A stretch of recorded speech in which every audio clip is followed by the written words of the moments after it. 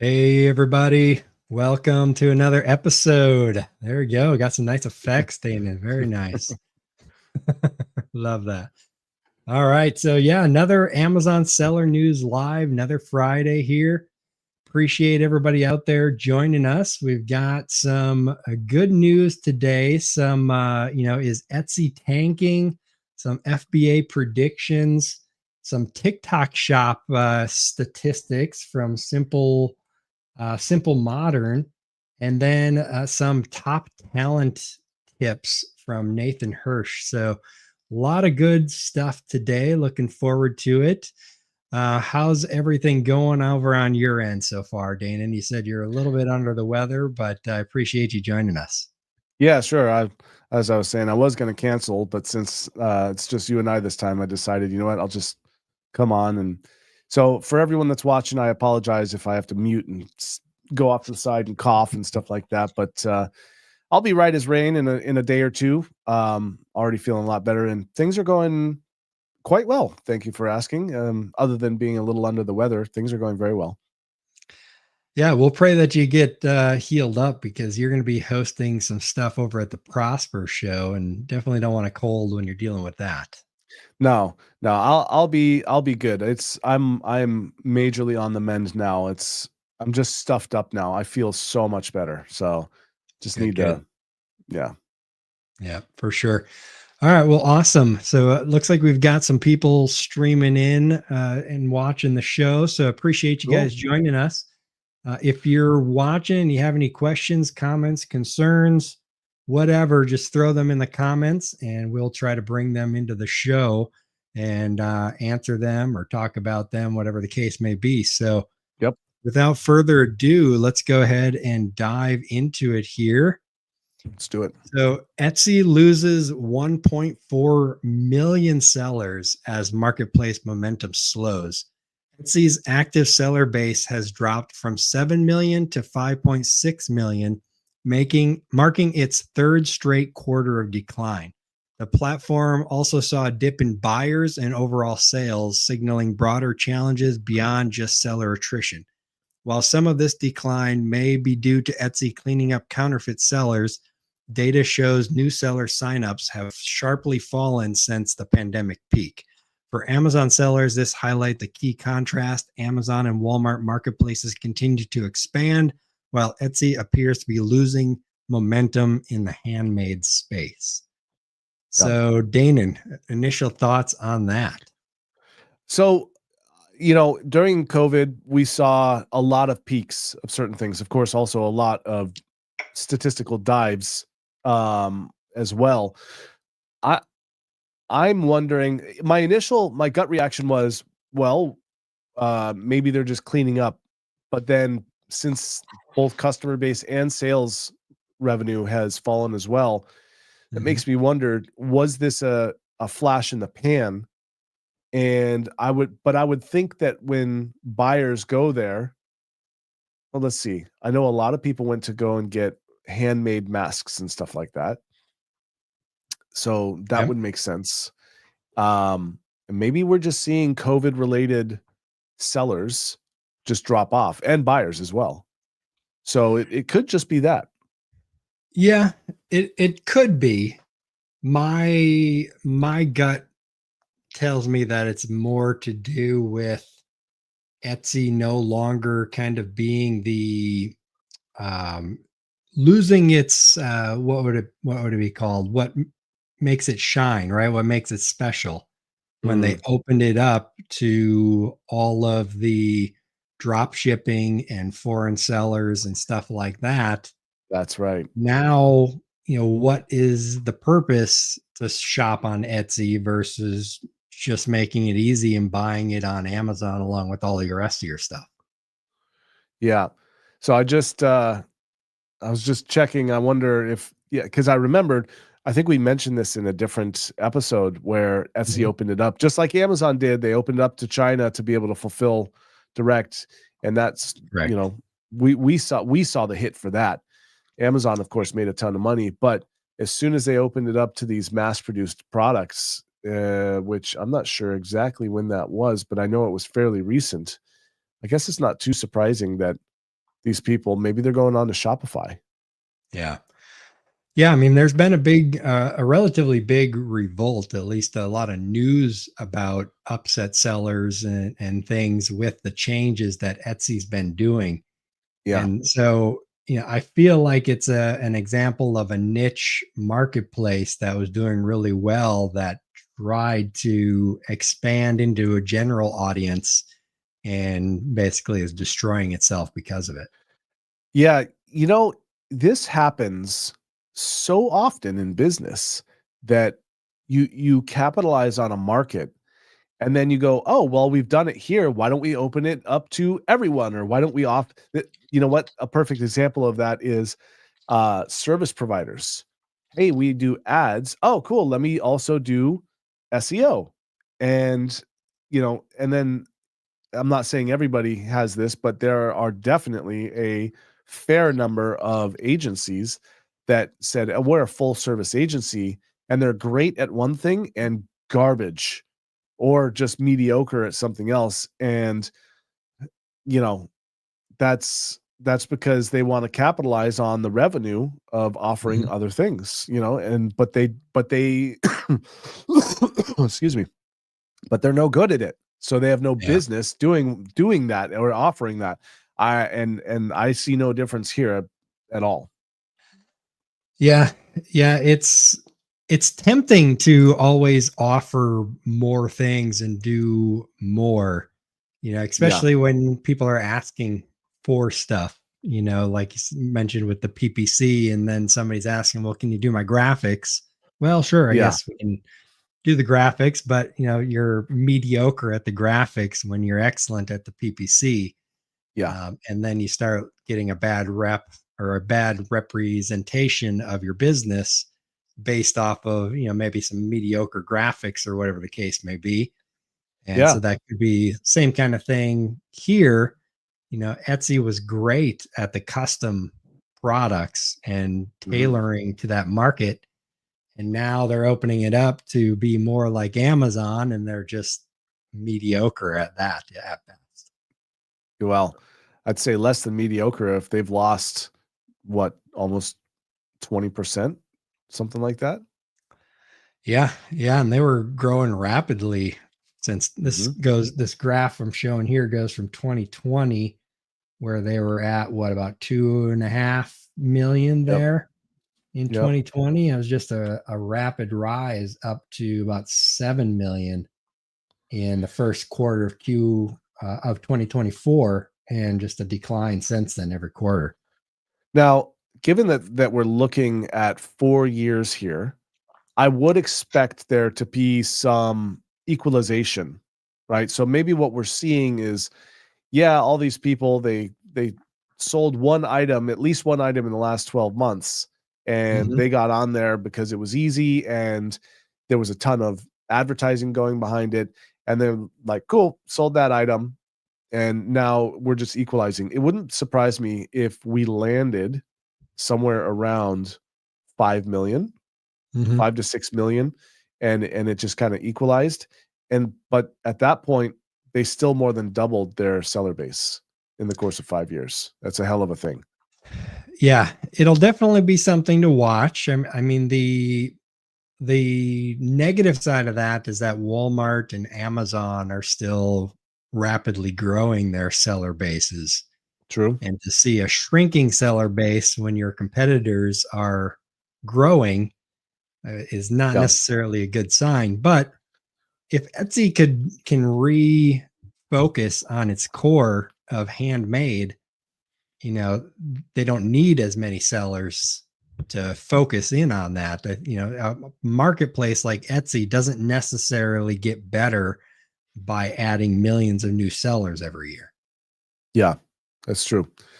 I mean, I think we have all seen that as Amazon grows, it gets worse and worse for us sellers in terms of, I mean, I would never say that there's not an opportunity there. I would just say it gets more and more complicated and things become a bigger pain in the butt the more they grow. Mhm.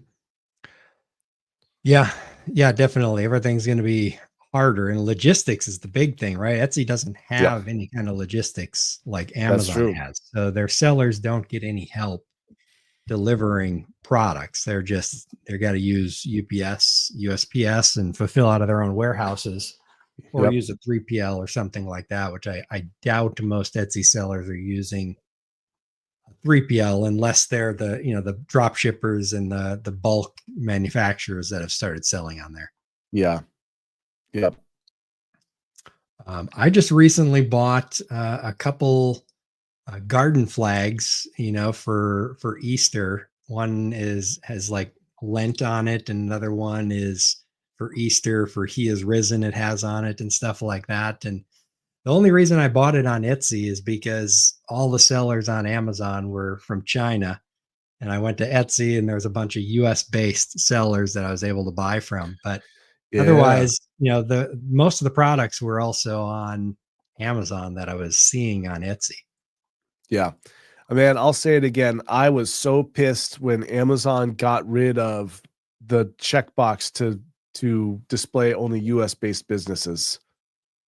That Yep. was I was so bummed they did that because that's how we shopped. We only wanted to buy from US based businesses. Yes, I do it with the Helium 10 plugin. That's how I do it at this Mm. point. And I just if I see the red flag, I just scroll by all those Oh, yeah, listings until smart. I see the US or Canada or some European country or something like that. Yeah. That's So that plugin is free, right? I have no idea. I've paid for it for so long. I don't know if Okay. it's for free or not for sure. Okay, I think Um, we've I don't got know. one comment that came in. Miraz Hassan says that's exactly right. With Etsy losing 1.4 million sellers and increasing FOB costs, TikTok Shop's cross channel sales data offers some really important insights. A detailed discussion on how the selling strategy should be designed in 2025 will be very helpful. What will be discussed in today's live screen will surely be valuable for everyone. Yeah, thank you. That kind of sounds like an AI reply. I'm not sure. Sorry if it's not, but yeah, TikTok Shop is coming up. Actually, we're going to be talking about it here in a couple posts. So we're going to be talking about TikTok Shop. But yeah, he brings up a good point. Actually, could part of that decline be because of TikTok Shop? Yeah.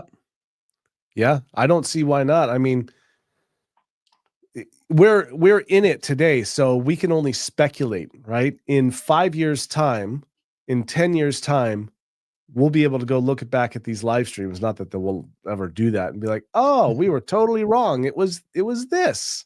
Yeah. It Well, was we Ridley. won't. Ridley AI will. We'll released. ask AI. Exactly. Hey, was I right in my predictions back in 2025? Exactly. Actually, you know what? That's a good do we get the, transcript from this? Well, when you upload it to YouTube, yeah, it auto generates a transcript. So, Ooh. assuming AI will have access to that, then it will be there. Yeah. And Oh, also, the maybe we show should notes are on the website. So, okay, maybe we should feed everything into a Notebook LM, and mhm, then just as we go, like, "Hey, were the predictions correct?" It'd yes, be that would fun be fun little cool. project. Yeah, yeah, there's a lot of AI bots that you can build like that. You just feed in everything you've ever created, videos, audios, transcripts, and everything else. And then it basically tries to act like you and answer questions in your voice and everything else. Yeah, yeah. Well, I think we've got Jungle Scout, a report from Jungle Scout next, right? Yeah, absolutely. Let's go ahead and jump onto that. So, Jungle Scout released their predictions. Let me jump to that. Prediction. I don't have a summary for that for some reason. Hmm. That's all right. So, Amazon FBA predictions for 2025, what sellers need to know. So, Jungle Scout made some predictions. I think most of them are relatively common sense. Some of them we can maybe debate. But Jungle Scout is predicting stricter compliance requirements and policy updates impacting sellers. I Now mean, we see that that one I all the would say for time. sure. Yeah, Yeah. that's just always happening.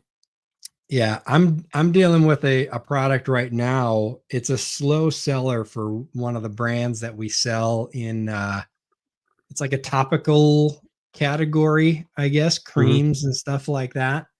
mhm. And they were classified as skin changing products or skin coloration Oh. changing products.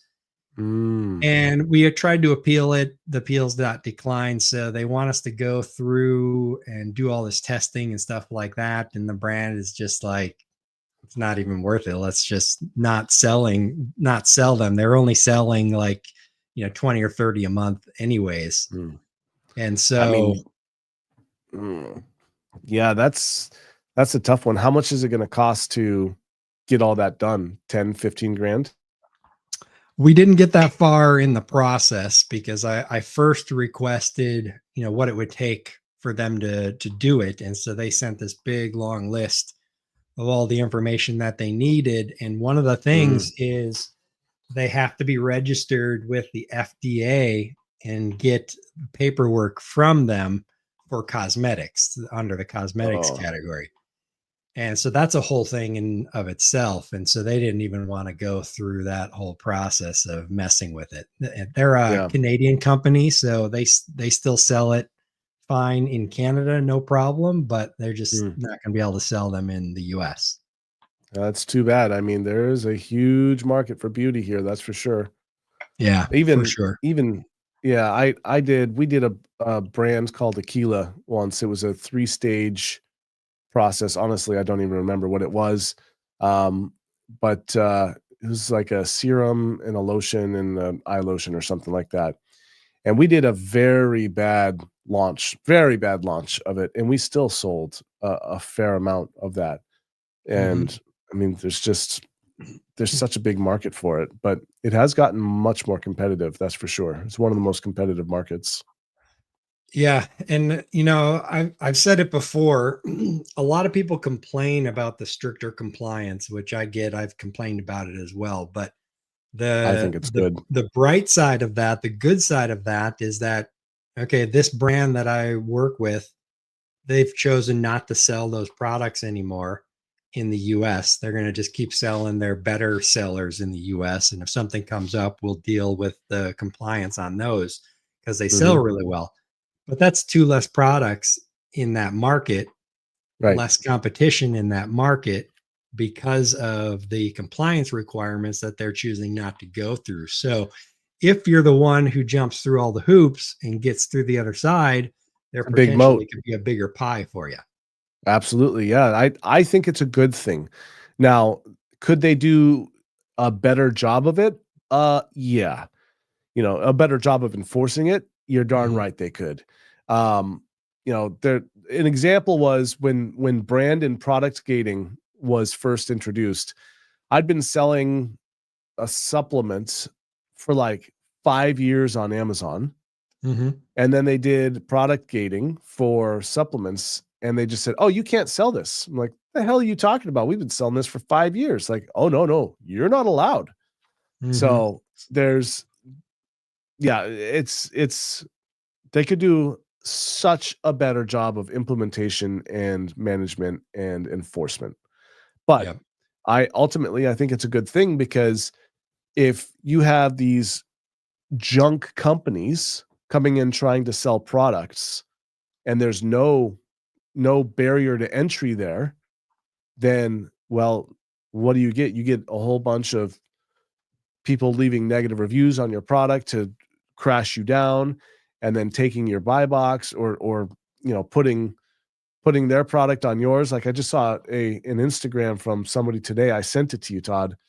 I don't have it, but basically there's a fairly big supplement seller that's got like 20 different people selling Mhm. his product, and he can't get Amazon to take it off even though he's got brand registry and all that stuff.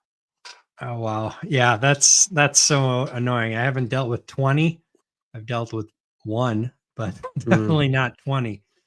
yeah. Now are those are resellers? They're not like knockoffs or anything. They're just resellers. They're knockoffs. Like They this guy are. says in his video, yeah, he's the only one that manufactures this product and the only one that sells it. Okay. So they're Yeah, fraud. that's annoying. I feel his pain, especially when it's so obvious that they're knockoffs. To any Yeah. human that looks at it, in a minute or two that they're knockoffs of the product. But yeah, it's hard. Even Dealing if with you the don't. one seller that we had that was obviously a knockoff coming from China, selling at half the price.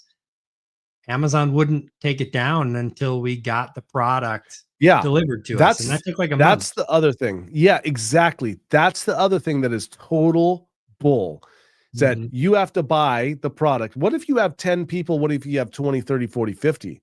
So you got to Yep. go out and spend 5 grand, 2 grand, 3 grand, whatever it is, to buy all this product and wait while they're killing your sales and taking them and bankrupting you, let's just say, uh, because probably that's what's happening. I think it's baloney. Yeah. Like, you know, this is not a new thing. This has been happening for over a decade. Yep. Well, and the other Amazon part does. that's angering as well is that, eventually we got the seller removed, right? So Mhm. Amazon finally was like, okay, Oh, yeah, obviously they're not legitimate. But and a different then one came on. Prime Day comes around and we can't run Prime Day deals because it's going off of the 14.95 that they were selling it for when it was a Oh $30 product. man, And so it's little such things like bull. that are annoying where one hand doesn't talk to the other, Yep. and we could have opened up a case and stuff and maybe fought with seller support, but that probably would have been ring around the rosy kind of Yeah. thing, I'm sure, because they would have had no clue what we're talking about. Yeah. Exactly. This is the stuff where if Amazon just legitimately listens to not just the big sellers, because I know there are some very big sellers that they tell them what's going on, but Mhm. there's got to be some sort of system where it just goes, oh, if some seller fraudulently sells this product, let's remove all data affecting the account or the Yeah. product for that. Like, I mean, it's common sense Yep. Yep. to me. Well, and the other thing is, so we're not going to talk about it in the show, but Amazon is challenging the ruling that they're liable for recalls and stuff like that. And so Mhm. that makes me think about, so we proved that that seller was selling fraudulent products. Shouldn't Yep. Amazon recall all of those products that were sent out to customers, reach out to them and be like, hey, these were fraudulent products that we allowed to be sold on our website, Yeah. even though we knew that they were fraudulent because the brand told us so. you know, Yeah.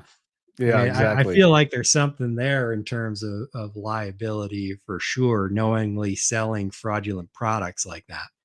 Yeah. Well, I hope this goes in our favor. Like, do you remember when we used to have to remit state taxes for Hmm. every sale we did in every state and how horrible that was? And there was only tax jar that could be used and it was Yep. super expensive. And now Amazon does it for you and they charge you for it. And I happily pay that extra penny or whatever. But that was something that happened in our favor, but that took years. Yep. Yeah. Yeah, that one was becoming a nightmare. If Amazon wouldn't have stepped in to do that, that's just, I mean, what a Let's be hassle. honest. I mean, that would have They destroyed a didn't lot step of in. companies. Yeah, let's be honest. They didn't step in. Well, yeah, they were forced to for sure. Yes. Yeah. Yeah. Yeah. Yeah, because on one side they'd say, "Hey, nope, Amazon customers are Amazon customers. These are not your customers. Oh, you have to pay taxes on your customers' purchases." Yeah. Yeah, that's a good point. They always talk about that these are Amazon customers, not your customers, and then they turn around and say, "Well, we're not liable for anything that's sold on our platform because it's not our Right. product." Right. Like, well, Yeah. make up your mind. Which one is it? Oh, no, no, no. Amazon will have made up their minds. It'll be we carry no responsibility unless Mhm. or all responsibility unless it's inconvenient for us or makes us look bad, then it's your fault. And we're going to Yep, punish you for it. Even if we did absolutely. it. Yep, for sure. It's I mean that's what else you can't expect anything else. It's just kind of the way Yeah. things work with a company that's the size of Amazon. They don't Yeah, exactly have it's morals or anything when it comes to that kind of stuff. yeah, that's true. And it has grown to such a level. Do you remember that that Reddit post about the person that just made every case that came across his desk Mhm. against terms of service, or they were breaking terms of service? I can't remember exactly what it was. That's a perfect example of that. Like you Yeah, he get just auto declined every appeal, I think is what it was. yeah, that's what it was. Yeah. Yeah. Costing businesses literally millions of dollars, Yeah. right? Because he was afraid that his statistics would look bad on Amazon, and he got acknowledged, he or she got acknowledged for doing a good job. Like Yep. this is the problem where where just making yourself look good is more important than doing a good job. Yeah, I had an issue with seller support yesterday actually. So one of our products went down because we have a trademark term in the product because it works with that trademarked product, Uh-huh. right? So we have that, fits this, and this, and this, and the brand names that it fits with. And so they took it down.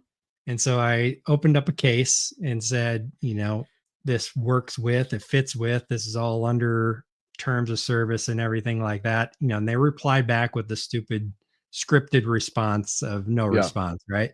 So I opened Yep. up a chat and the guy, I replied to him, I'm like, hey, this is under the works with terms of service, shouldn't be a problem. And then he replies, like, what can I help you with? I'm like, well, can you see the rest of the case? All the information is in there that we've been having a conversation around. And then he replies again. He's like, that's what I'm trying to figure out. What can I help you with? I'm like, can you not see the case? Or Yeah. and then he's like, So oh, let me look and I'll get back to you. And he never came back. The chat just yeah. sat there for like a half an hour with no more replies to any of my Mm. messages. It's just I so he would was have just being expected the lazy. He case. didn't want to read the case. Yeah. And instead of actually trying to help, he just, I don't know if he disconnected me or just put me on hold or whatever, but So stopped I replying would to have it. yeah, I would have assumed that that they that this person would have closed the chat because it used to be that Amazon graded you on how fast you closed cases, and that's when we had those 2 years of just like you put in a case and it gets closed as resolved without Yep. any response or anything.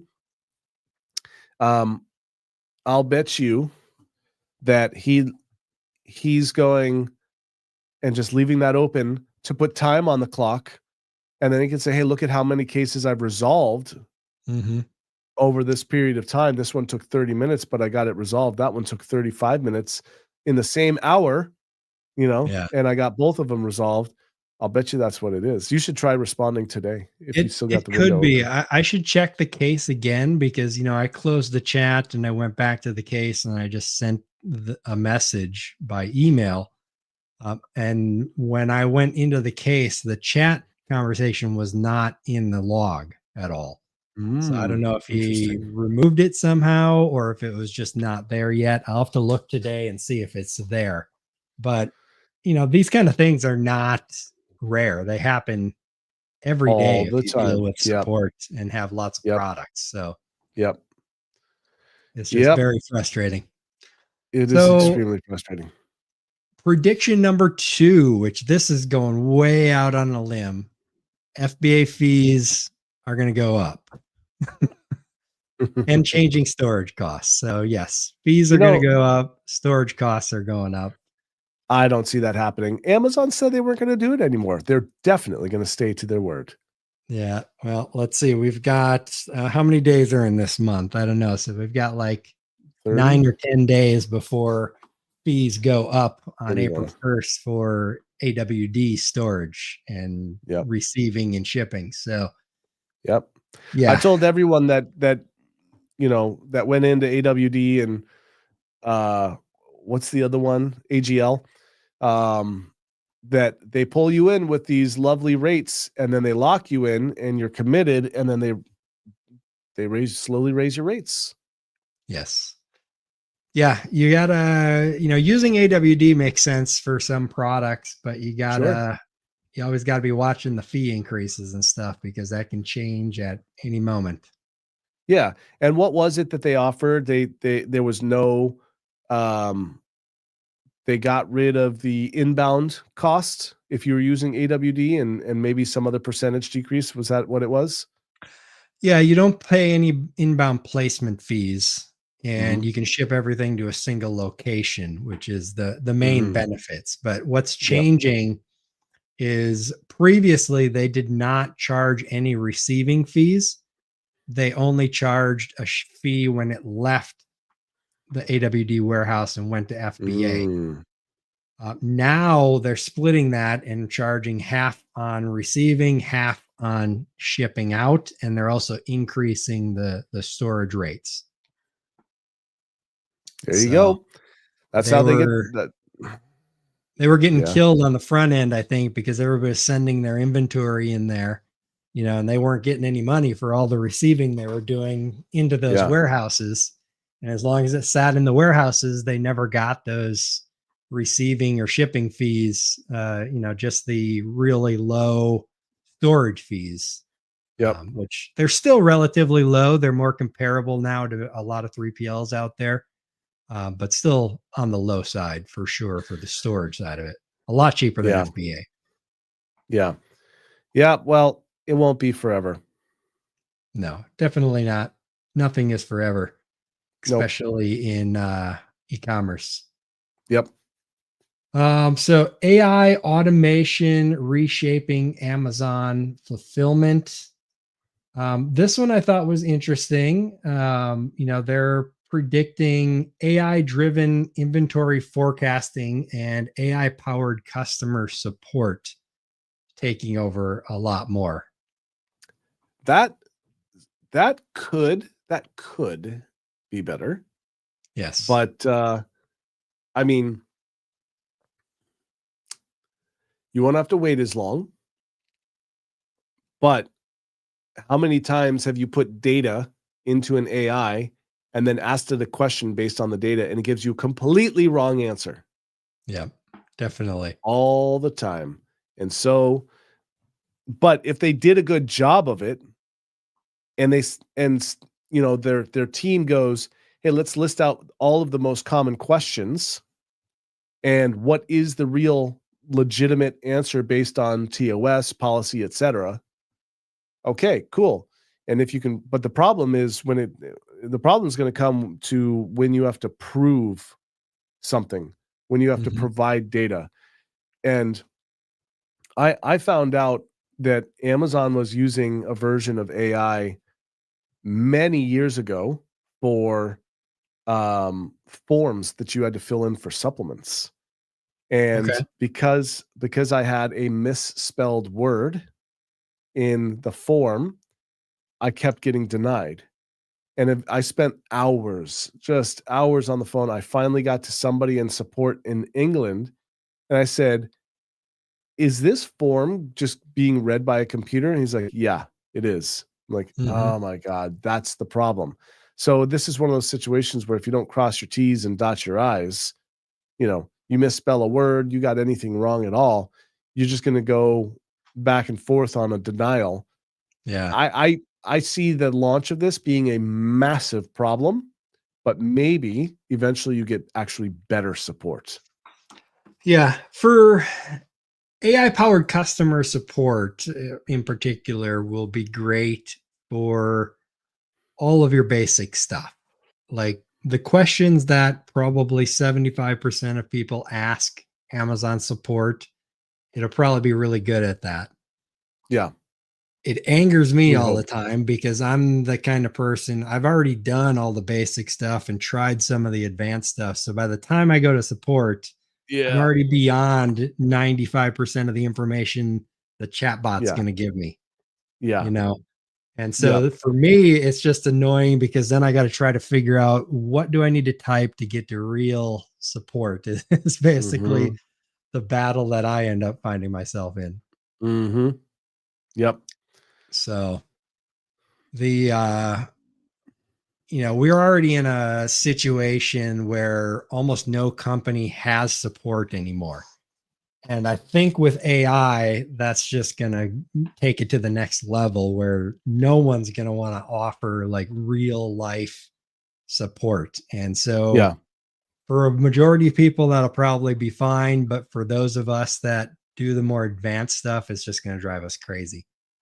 Yeah. I see a place for companies like SimplyWorks and Seller Candy. I see an expansion of those services to help you with your complicated support issues. Mm-hmm. Yeah, for sure. You have to go to a special consultant or an agency just to Mm-hmm. get your support questions answered because you have to know Mm-hmm. the proper escalation path to get to a real live person. Exactly. Yeah, Yep. for sure.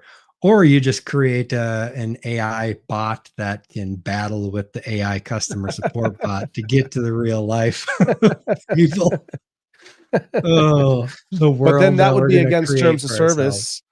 Of course, that would be against terms of service because then you're using up Amazon resources to win your way, and then whoever created that AI gets sued by Amazon. Yeah. Yeah. Probably. I'm sure they'll put that in there for sure. Yeah. If I have genuinely considered going and getting a job at Amazon to see if I can just go in and help clean stuff up, because as a seller of 15 years on Amazon, I've seen the progress from 2010 to today. And there's just so many things where it's like, no, if this, then that. Yeah. And you'll just have it solved in 30% of the amount of time.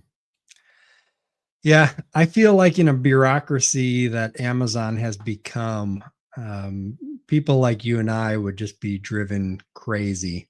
Oh, for sure. Unless you got a leader like Elon Musk who's willing to just go crazy on companies, it's just going to drive you crazy because you're going to have tons of suggestions and know how to make things better, but you're never going to see things actually Yeah. implemented half the time, if not more. A super majority of the time, unfortunately. Yeah. Yep. I agree with you. Yeah. All Social right. commerce and external traffic driving more Amazon sales is their next prediction that platforms like TikTok, Instagram, and Facebook are going to be increasingly important for driving Amazon sales. So Amazon did partner up with TikTok Mm-hmm. in some capacity. They announced it at the last Accelerate. And I agree with this. This is not something new. This has been happening and becoming more and more sophisticated for years now. Back when I launched my beauty product, I just found micro influencers on YouTube and then Mm-hmm. had them linked directly to my Amazon listing, Yep. and that was successful. Now you've got these TikTok influencers. You've got Levanta, and Levanta, their influencers have web pages and TikTok and Instagram and all that kind of stuff, and these blogs on the best products for whatever. And so it's just been getting more and more sophisticated and organized. Mm-hmm.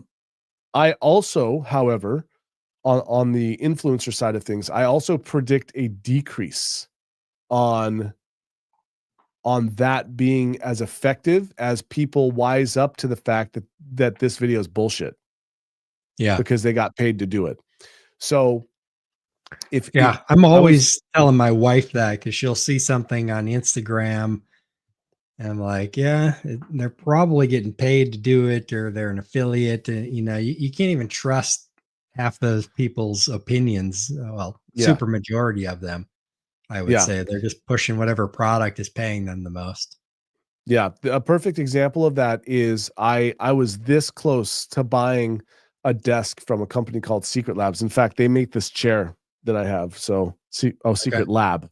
Yep. Um, at the end of the day, with it fully specced out the way I wanted it, it was $2,000. So it's a Mm. fairly expensive desk, right? For an office desk. It's a Yep. sit and stand desk. And I went on the hunt for videos that were not sponsored by them.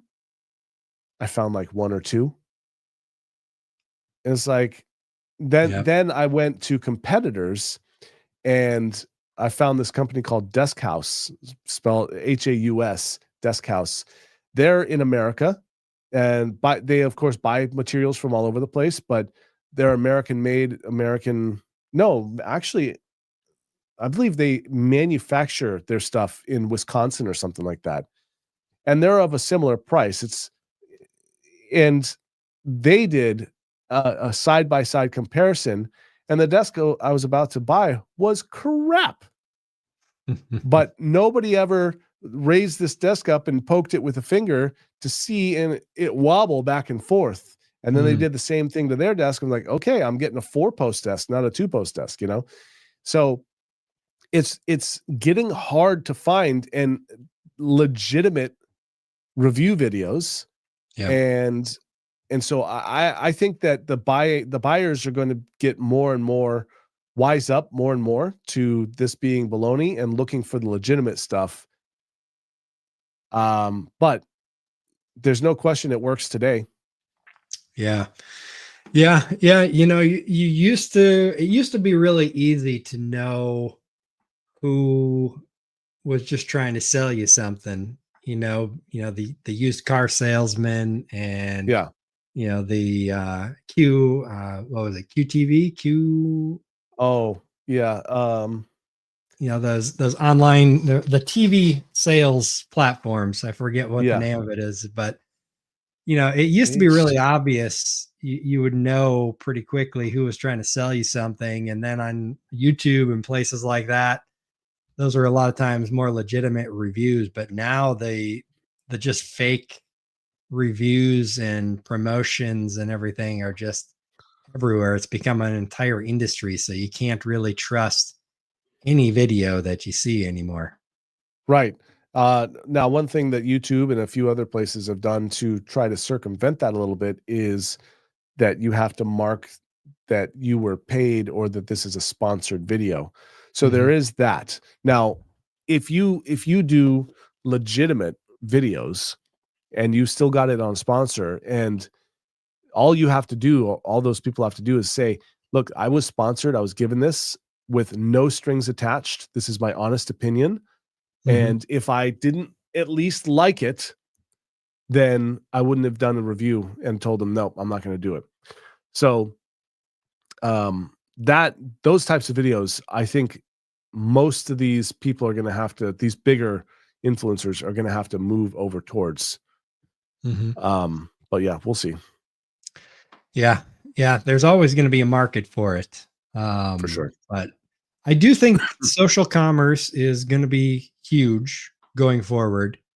It's just I people mean, it is love today. that style of shopping. And, my wife is just always seeing things on Instagram that she likes. My wife's mother, we get packages at the door from this lady that she watches on Instagram. It's like it's like the old school TV shopping network, but this Yeah. is on Instagram from this QVC. lady. So QVC, there we go. Yeah.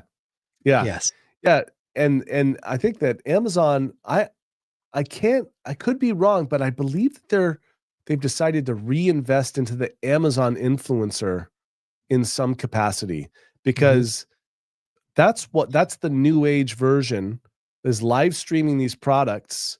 That's the new age version of QVC, right? You find somebody who you like, and it's Yep. not just a TV show that's on 24/7. This person says, "Hey, I'm going to live stream this time," Yep. and you know, Well, there's it's that's yeah, going to be the thing is, and I think it's already happening to a point where people are waking up and realizing that they can't trust any of these influencers for the most part.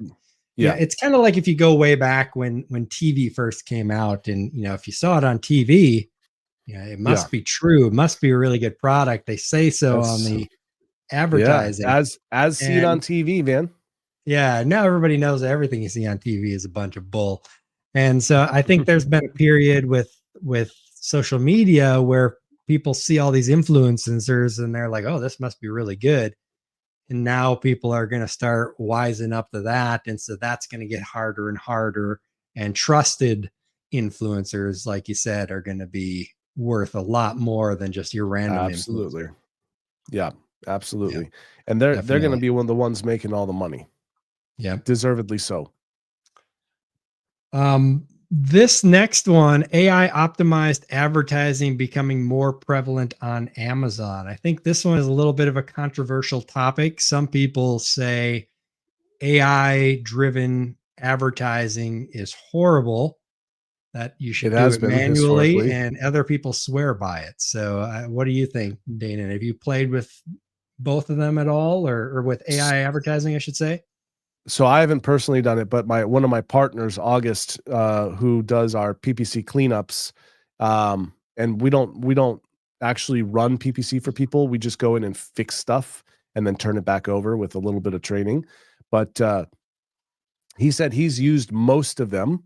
There's a lot, obviously, and Mhm. he still prefers to do it manually. He's okay with PPC, with AI reporting and suggestions, but he is universally said that all. And I'm sorry for those of you that are my friends in the space, and I'm sure they're not the story isn't the same for everyone. But my partner said universally all AI PPC management systems do not do a good job Mhm.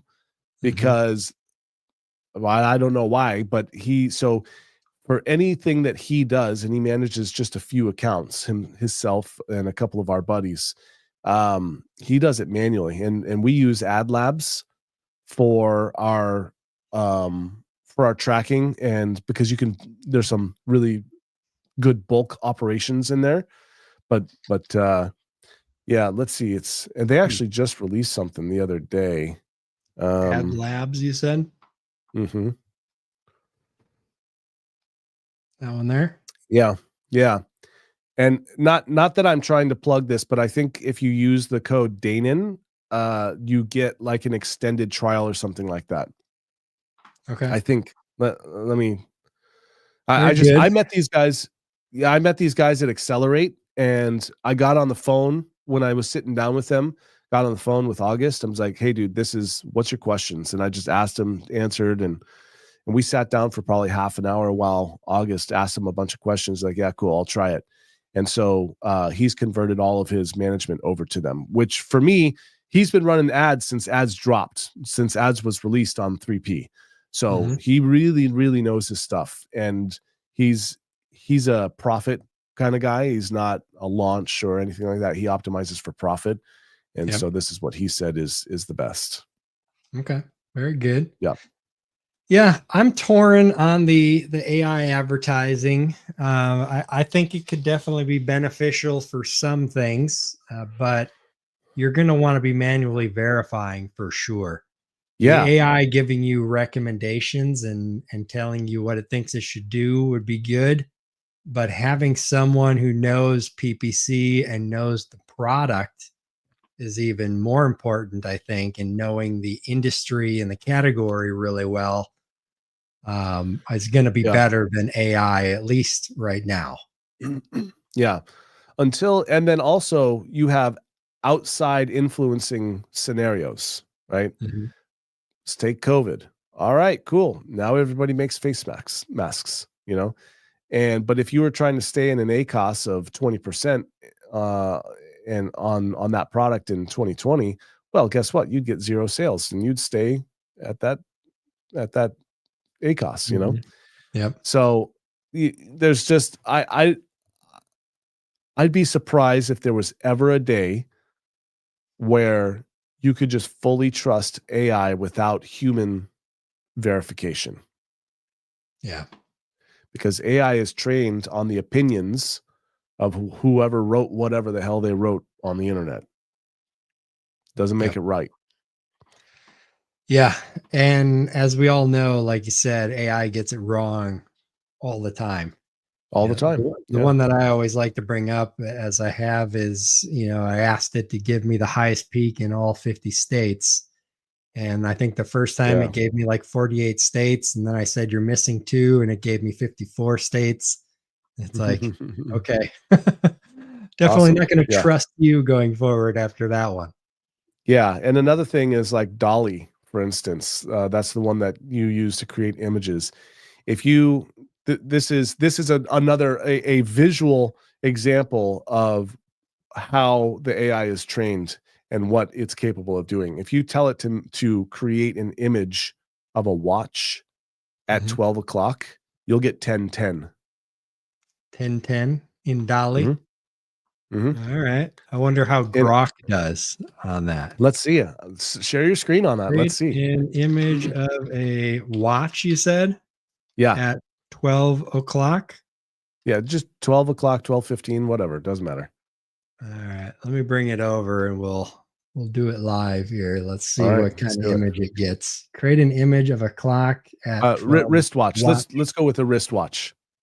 wristwatch at Yeah. 12 o'clock. Well, Grok is supposed to be super advanced right now, right? So Okay. we'll see what it makes. It's got the newest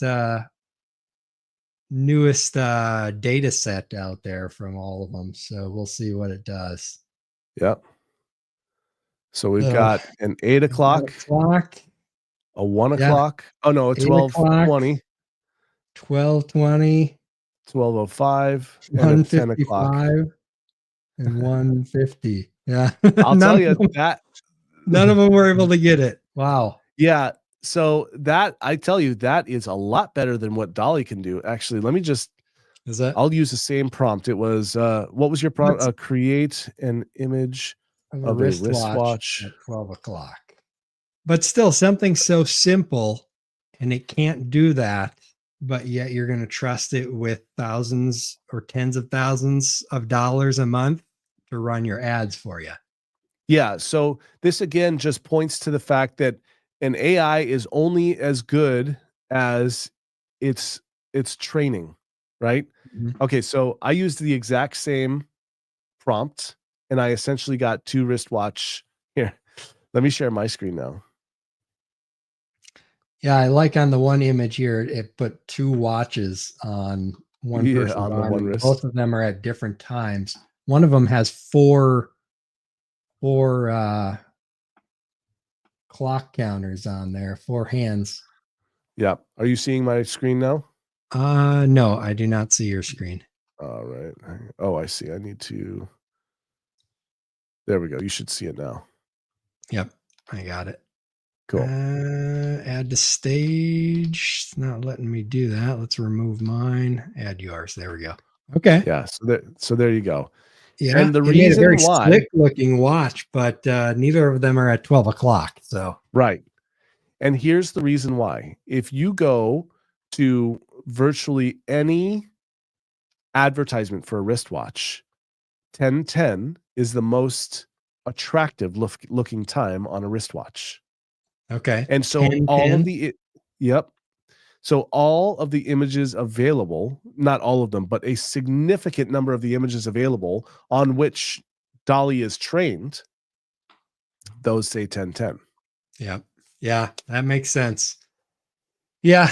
Yeah, that's just what I'm talking about. You got to be careful with AI. It's great for so many things, but it can get things wrong. I use it to write code a lot, app scripts to Mhm. manipulate data and spreadsheets. Mhm. And it does really well, but sometimes I'll copy and paste the code in and it'll get an error, or I'll say, something is wrong. And then it'll be like, oh, my mistake. I put this in there wrong. And then it will correct it. It's like, Uh-huh. okay. Yeah. So Are you're you going to run my using ads and then you're going to accidentally put in the wrong bid. And then Yeah, be like, oh, exactly. sorry about that. I entered Oh, the wrong bid. I thought that your budget was $100,000 a day. Mm-hmm. Yeah. So just be careful with the AI stuff for sure. And the last prediction, I think this is the last one. No, they've got a couple, but we'll go through these real quick and then hit the last story. Amazon warehousing and distribution network expanding as an alternate to FBA. That's for sure. Increasing competition and the growing need for product research. That's always been there. Yeah. Augmented and virtual reality becoming a bigger deal in e-commerce. Okay. That I don't know. That's been like a, I don't know, like 2 decades in the making, at least Yeah. 3 decades, maybe, the augmented reality, virtual reality, and it's just failed every time. So So I don't know if I buy that one. Amazon does support AR, so you can upload AR images so that people can see them in their homes. And I think that part of the reason that it's failed is virtual reality. I think that's baloney. Like, not every household has Google goggles or an Oculus or whatever Apple's is, Mhm. But the phones, our phones have gotten better and better, and now all of our phones have these infrared lasers, and they can actually look at the size of a room and then put the correct aspect ratio of a product in there. And so Yeah. rumor has it that if you have a product that sits on a tabletop or as a chair or whatever, and you add images that support AR, that you get a boost in sales. I could see that. The virtual showroom is kind of cool. Well, I don't know if that's a Mhm. virtual showroom, but what you're talking about, where it literally takes the product and puts it in your room so you can visually Yes, see it, that and is that's kind of cool. AR. So I could Yeah. definitely see that augmented reality stuff. I've been hoping for cars to put augmented reality windshield glass Yeah. on there so that the map lines, when Google Maps says turn left up here, there's like a literal arrow Yeah. pointing Yeah. to the road on your windshield. That would be really I mean, cool. they've got that today, and basically what it is there's a screen in your dash and a square on your windshield Yeah. that reflects. And Yes. they've gotten better because the screens have gotten brighter, and it is a pretty good overlay. And I know that Chevy many, many years ago played around with using infrared, not infrared, is it heat? Whatever it is that sees heat. Maybe it is infrared. Infrared. Yep. Yeah. And overlaying that on an even larger reflective place of your windshield so that at night you could see bodies or dogs walking around. They Yeah. never moved forward with it, but they were testing it. Those kind of things are really cool. And that I could see having a major impact. But yeah, Mhm. virtual reality, I think that's going to be a niche thing for a long, Yeah, long majorly. time, if it Yeah. ever is not. So Yeah. One day we'll someone will see. come out with some glasses you can put on in front of your mirror, or just a mirror that you can buy, and you can tap on your phone. I want to see what it'll look like in this dress, because I wear dresses all the time. Yeah. Awesome. This is what I look like in this dress. I don't Yep. want it, or I do want it. How does this blouse look on me? How does this hat look on me? You know, but yeah. Yeah. Well, If they that's can ever get virtual reality to a point where it's just like putting on sunglasses and it's that simple, then I could see it becoming a bigger deal. But, augmented reality has a lot more possibilities than virtual agreed. reality outside of gaming. Yeah, agreed. And they'll use that to move into the VR. Yep. Yep. For sure. Eventually we'll get there. All right, cool. Well, let's wrap it up there. We're over the Yeah, top of the hour here. So I appreciate you joining me, Danon, and everybody out there you're welcome. watching. Appreciate it as well. We'll see you guys next Friday. Have an awesome See you weekend. later. Bye, everybody. Later. See you at Prosper.